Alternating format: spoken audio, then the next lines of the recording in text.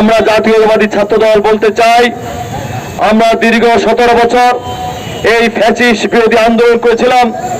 আমরা কিন্তু ওই লুঙ্গির ভিতরে ঢুকে থেকে কখনো যুবলীগ ছাত্রলীগ করি নাই। আমরা সরাসরি এই পঞ্চগড়ের রাজপথে আমরা যখন মিছিল করেছিলাম, স্লোগান দিয়েছিলাম, মাইর খেয়েছিলাম, মামলা খেয়েছিলাম, তখন কিন্তু আমরা কাউকে খুঁজে পাই নাই। এমনকি ঢাকার রাজপথে আমরা মিছিল স্লোগান করেছিলাম, তখনও কিন্তু কোনো গুপ্ত সংগঠন, ওই লুঙ্গির তলে সংগঠন খুঁজে পাই নাই। আজকে আপনারা মনে করছেন আমাদের শীর্ষ নেতৃবৃন্দ নেমে কুরুচিমূলক মন্তব্য, স্লোগান।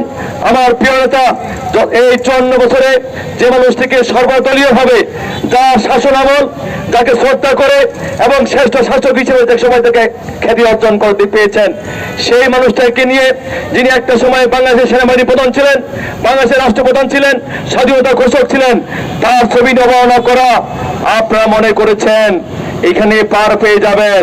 জাতীয়তাবাদী ছাত্র দলের একটা নেতা করে বেঁচে থাকা অবস্থায় আমরা খুঁজে খুঁজে বাই করব